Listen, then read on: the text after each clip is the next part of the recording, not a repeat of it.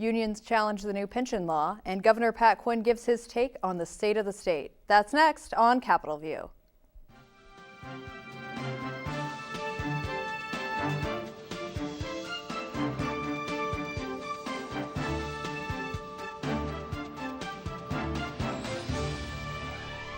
Good evening, and thank you for tuning in to this week's edition of Capitol View, the show where we talk about Illinois politics and government.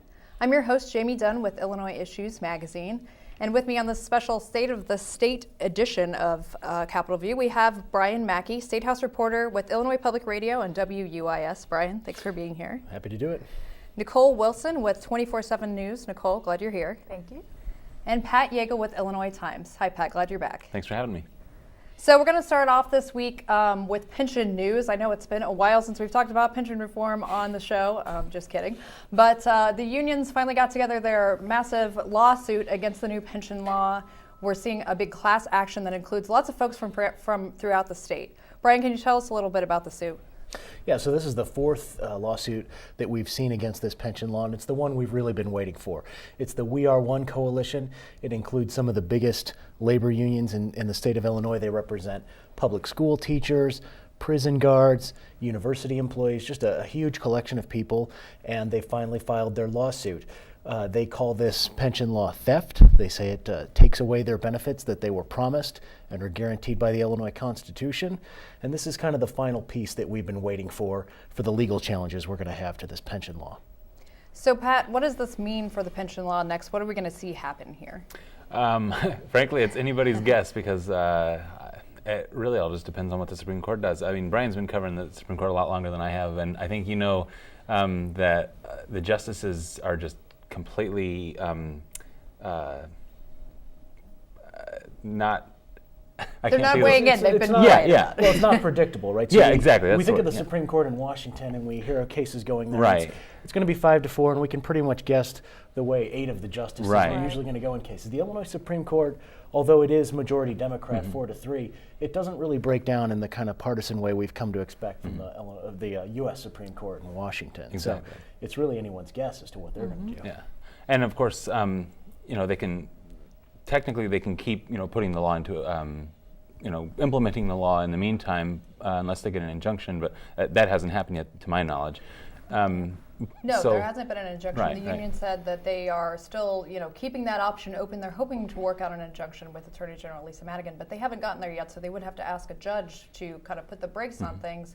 Pat, what would happen if they don't get this injunction? I assume that the state would just put the reform package into law and essentially start, saving money or if you're a retiree, benefits. Yeah, exactly. And the state's already been doing other things with regard to cutting, or I guess altering benefits is the more politically correct term for with regard to health benefits for retirees in certain plans. So it seems like it's going to keep going forward until the Supreme Court weighs in. Or at least until we see an injunction kick in. So I'm sure we'll be talking about it a lot in the future. But Governor Pat Quinn gave his State of the State address this week, touted a lot of his achievements, pension reform among them. Brian, what did you think of the speech? The governor took an opportunity to talk about all the ways he's improved the state in the 5 years that he's been in office. Yeah, well, I mean, if anyone hadn't realized yet, it's pretty clear now that Governor Quinn is running for re-election. And this is, he's been in office. It was sort of an odd coincidence that it was precisely 5 years to the day when he gave this speech. It really was. It's from the day that Rod Blagojevich was taken out of power and Pat Quinn was elevated from one of the, I don't want to say that the man had been a laughingstock. I think that's probably too much too harsh. But he had been a person who was sort of a gadfly. He'd always sort of positioned himself as a guy who doesn't have a lot of power. He'd sort of defined his career as being an outsider, and then he became the top of the insiders. And so what he's talked about in this speech, a lot is his accomplishments over the last 5 years. And especially with the passage of this pension law, whether it's constitutional, that remains to be seen, but he can point to that. He can point to same-sex marriage, the elimination of the death penalty. He has actually racked up some things that he can point to as he's going into this election year. And Nicole, what kind of reception did you hear from lawmakers as you were running around interviewing folks yesterday? I think it was a mixed reaction. Democrats tended to praise Quinn on his efforts to continue to get the state back on track and continue to get the finances of the state in order. But Republicans were not on board at all. They say it's a campaign speech.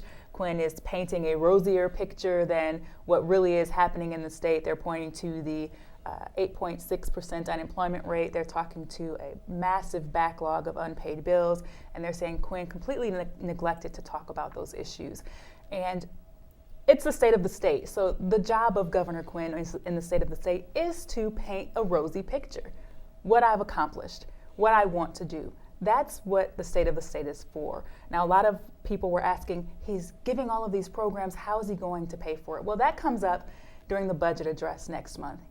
He'll lay out his plans for paying for things like Birth to 5, the initiatives that he wants to implement. So it was mixed reactions. Even Democrats, though, thought, he's wanting to implement a lot of plans and we can't pay for that. That was universal on both sides of the aisle. We don't have the money to pay for these things. Well, and the governor laid out kind of a 5-year plan for recovery in Illinois. Pat, what are some of the things that Governor Quinn is saying he would like to see happen? Essentially, he would like to, what he says, basically support parents in providing prenatal services, which the state already does to an extent, but he wants to basically do a better job of investing in those services so that we have fewer low birth weight infants and basically healthier children in general. Low birth weight, in case you're not aware, is essentially something that if a child is born with low birth weight, they end up typically having worse problems down the road in terms of cognitive development and all sorts of other stuff. So reducing that is projected to make a huge difference in terms of healthcare costs in the future. So part of his plan essentially is to make kids healthier at the beginning. He wants to offer some essentially parenting classes, for lack of a better term. And I think the prenatal care and the parenting classes were the two largest ones. There's one other thing, and I can't quite remember. Access to early childhood That's education. right. Yes. So those are the biggest things, and I mean, those are all things that we've been doing. I think he's really just hoping to invest more in that. But with the state facing a deficit, again, this coming year, I don't remember what the number is, but it's going to be difficult to say, let's pour more money into this when we still don't have enough money to cover the rest of the budget anyway. So.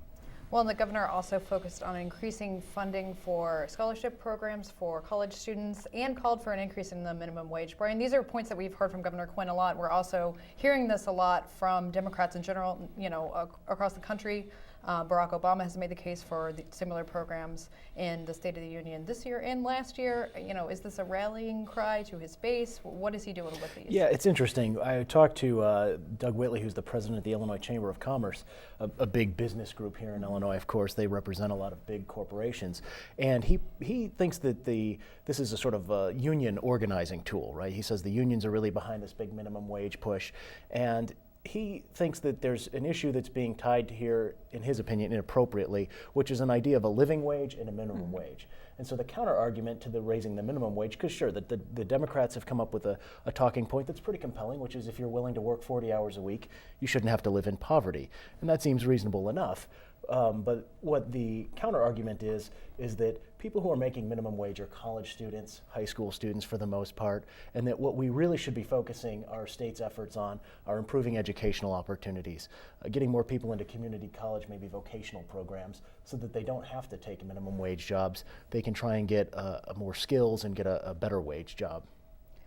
Well, and all of Governor Quinn's, they're not his opponents yet, but the Republicans who would like to have his job were in the audience listening to the speech. It was an especially political day. Nicole, what were your thoughts as far as seeing the Republican candidates after the speech and getting their react? I was actually surprised to see Bruce Rauner in Springfield. He doesn't show up to a lot of things, and so I was pleasantly surprised to see that all four of the Republican candidates were there, and even Theo Hardeman on the Democratic side came and made his case against what Governor Quinn was saying. But again, all of them sticking to their talking points on the campaign issues. We need a governor who's going to turn the state around. We need a governor who's not just going to talk, but someone who's going to do something. And like Brian said, Governor Quinn has several things under his belt where he can say, I am doing something. You've got death penalty, education reform, some Medicaid reform, still needs some work in that area, but so many things that Governor Quinn can say, hey, I was the one who led on this. Now, lawmakers would argue that he didn't lead, but the job got done. So. Yeah, you have to. The question is sort of, did these things happen because of Governor Quinn or in spite of him? And I mean, there is evidence that he did help some things across the finish line with same-sex marriage. He certainly is said to have wrapped up a few more votes in the end there to get it across the finish line. But for a lot of these things, he seems to be sort of there to kind of sign the bill at the end on the work of other people. But in our political system, that's what the chief executive gets to do. Well, the Republicans were there to critique Governor Quinn, but what did any of them have to offer? I know I didn't catch everything everyone said. Did any of them have any proposals that they were offering, anything that they were bringing forth? You know, specifics, that's really for after you're elected, right? Really? You don't need to give specifics in a campaign. It's not when you have a huge advertising budget, too. I think they're trying to avoid specifics here. And even with Governor Quinn, right, we got bullet points, but we don't have specifics for these proposals yet. We don't have timelines, and we certainly don't have dollar amounts, as you pointed out earlier. So, no, I didn't hear any real specific counteroffers yet. I think right now the people are trying to say as little as they have to kind of get by and get through the election season. And frankly, a lot of these things that the Governor Quinn said are things that Republican governors would be happy to say, about establishing a small business advocate to examine the state's policies regarding businesses. I mean, they would love to say that kind of stuff if they were the ones, making that speech. So, critiquing him probably wouldn't have been that productive for them anyway. It seems like a lot of things he proposed yesterday are generally popular, and he sort of hedged his bets with saying that it's a 5-year plan, Brian. I mean, what's the benefit of doing that? And is it a little presumptive for a governor to come out with a 5-year plan when he's running for re-election? I mean, you're supposed to act like you've been there, right? And so, I mean, if Governor Quinn does manage to win re-election, he will have been governor for 10 years at the end of his next term. And that would make this a halfway point. It had been 5 years since he was sworn in and 5 years to go. I mean, I think that he wants to establish that in people's minds, that he has more work to do, that he's not played out as tired as a lot of insiders are here in Springfield. He does not have a lot of fans in the legislature. There was not, we watched the State of the Union in Washington, which was the night before, and people are on their feet, stomping and cheering on both sides for different issues. There's very little of that at the State of the State address. It's just not as raucous a thing. And it's sort of been that way the entire time I've been in Springfield, which is almost 10 years now, because Rod Blagojevich was the previous governor. He wasn't very well loved by a lot of legislators either, obviously. But it's something that remains to be seen, how that's going to play out in the long term. But in terms of his 5 years plan, I mean, I think he is just trying to set himself up to go into this election. That's what this speech was about. And I think that every policy proposal that comes out this year has to be viewed through the lens of how is it going to play into the election? And Quinn doesn't really have to campaign. He's the incumbent. His name is out there. He doesn't really have to worry about what's happening on the Democratic primary side. That's pretty much a given. I don't want to completely count T.O. Hardeman out in all fairness, but it's pretty much. But he hasn't raised any money at all, really. And exactly. I mean, Quinn is the presumptive nominee unless something just really outrageous happens. And so Quinn is acting as though he is the next governor of Illinois. He's not demonstrating that he is concerned at all about the Republican. I'm sure, on the backside they're strategizing in the best ways they can, but he isn't giving off any impression that he's concerned. He's very calm, very collected. We got this type of attitude. So. Well, do you think it matters as to who wins the Republican nomination, as to what kind of difference that makes in how he's going to craft his strategy? Right? Oh, absolutely. Yeah. Absolutely. I think if Rauner wins, there's a big money issue that Quinn has to deal with, and considering Rauner keeps giving himself $1 million every other week. Just today gave himself another $1 million into his so. campaign, probably gearing up for Rutherford to go on air with ads this weekend. It would seem that will start. Absolutely. So I think that's Quinn's biggest issue if Rauner wins, because I think he'll just keep giving himself money to make himself competitive in the general election. Well, that's the risk of running against a billionaire, I guess. Absolutely. Well, yesterday was not the budget address, as the governor's staff, likes to remind us when we ask budget questions on the State of the State Day. A lot of Republicans were critical that the governor did not really address the elephant in the room, which is the fact that the temporary income tax is going to start stepping down in the second half of the fiscal year that lawmakers and Governor Quinn will be working to craft the budget for in the coming months. Pat, do you think the governor should have touched on this? And when does he have to really start getting behind his ideas for what we do when about $2 billion just gets sucked out of the budget? Right. It's tough to say whether he should have addressed it yesterday. I think he probably made the right call, and just like you said, kind of painting that rosy picture of, this is my list of accomplishments. This is what I've got under my belt. And I think probably the budget address will be where he'll say, I wouldn't be surprised if he came out and just forcefully said, we are going to reenact this. I guess extend this increase and make it either permanent or extend the sunset a little longer, and he may even come out with something completely more.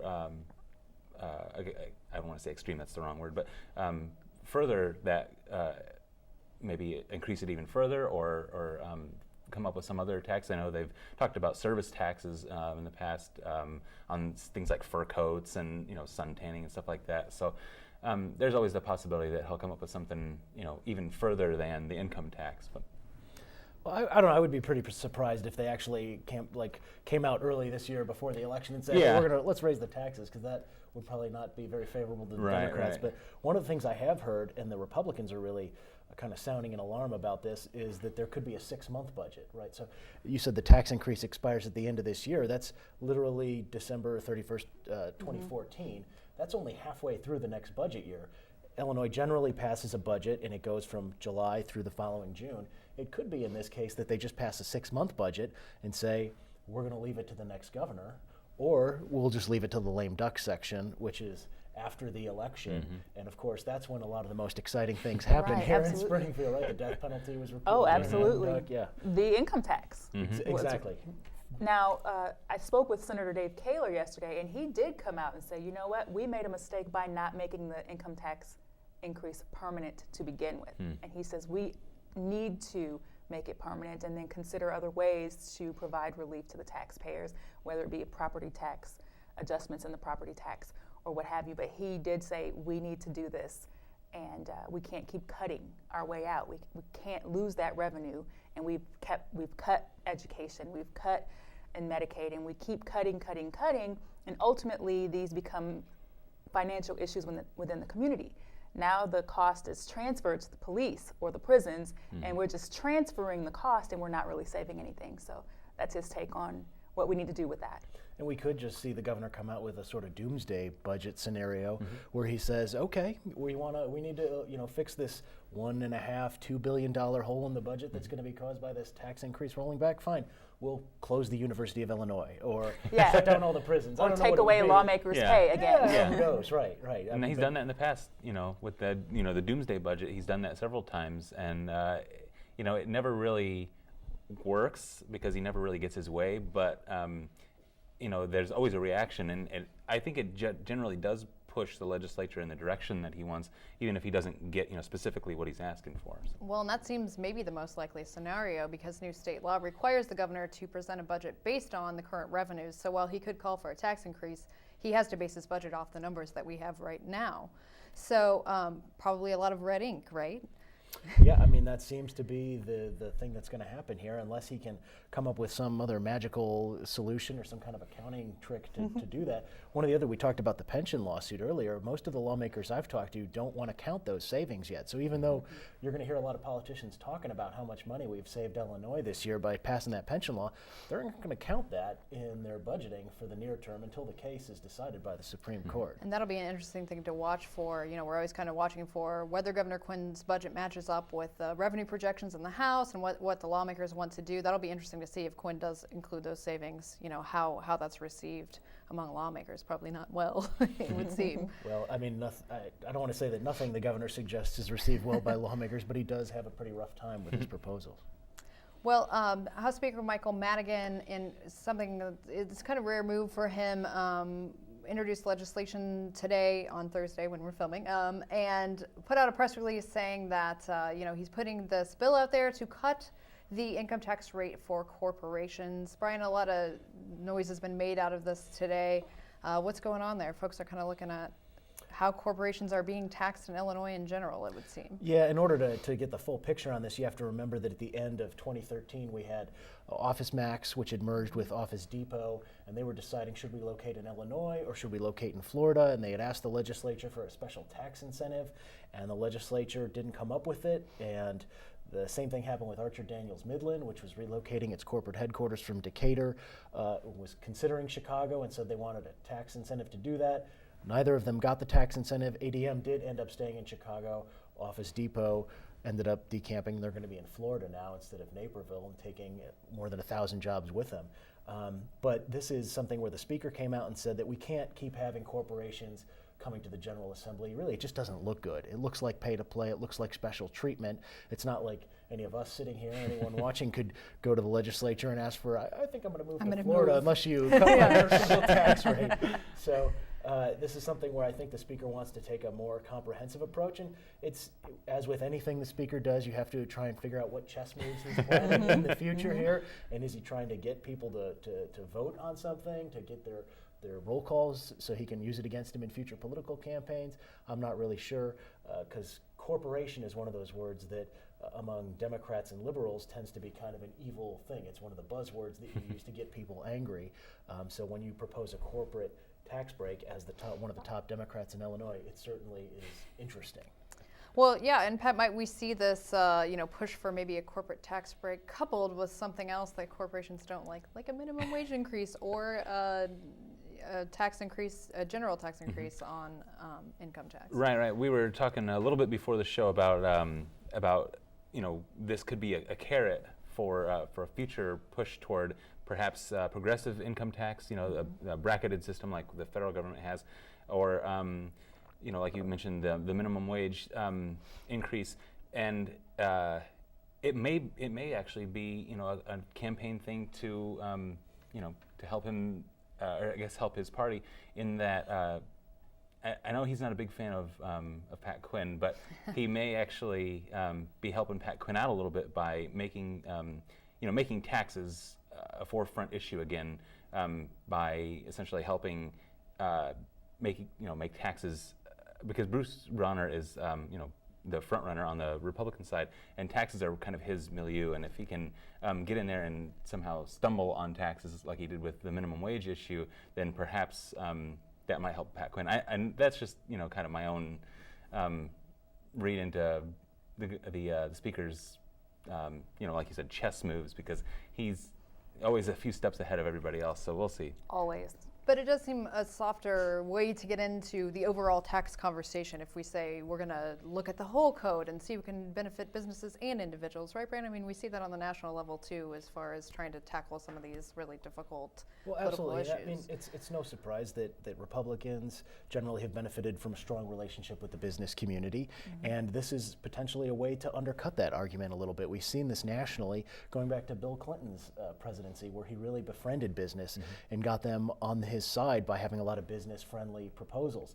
I mean, some of those may have led to the Great Recession. We can argue about that another day, but this is the sort of thing where Democrats have had success nationally co-opting some of these issues and relationships with business groups and corporations in Wall Street.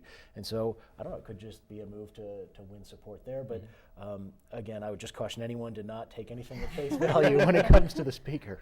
Well, another proposal that Governor Quinn put forth that was maybe the only surprise in the speech for a lot of folks was requiring that businesses give workers 2 paid sick days. What did you hear back from people? I know a lot of lawmakers said, I didn't know that was going to be in there. I didn't see that coming. Nicole, what did people have to say about that? I agree. proposal? I think it was a surprise to a lot of people. I really didn't even know what to think of it. I think it's great to say, hey, we're going to give you mandatory sick days. And if I didn't have sick days and I was sick, I would want to have at least a paid day off. But it completely caught everyone off guard, I think. And for the most part, I didn't hear a whole lot of reaction from Democrats or Republicans about it yesterday. It wasn't, I think probably people were still in the state of shock, trying to figure it out. How often is it we hear a totally new idea like that? Yeah. Down here, it's just totally off the charts. And to think that, was it 43%? 2.5 million people across the state don't have any sick days? I thought that was actually pretty high. Well, this is a big problem for again, minimum wage or low wage workers. If you have, not if you're sick, but if your child is sick or something like that, what do? You can't miss that much work. Maybe you don't that is a tough choice, and that's the governor had a line in there about, we shouldn't have to force people to make the choice between dragging themselves out of their sick bed and losing their job.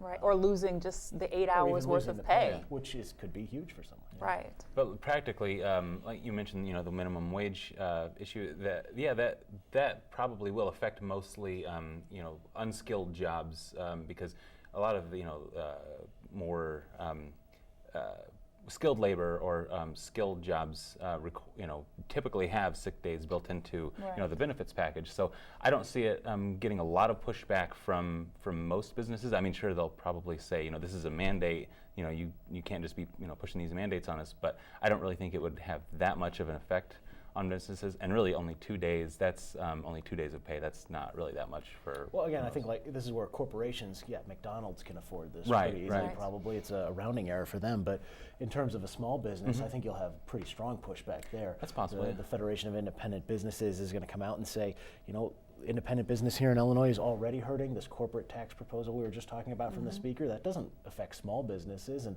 sole proprietors.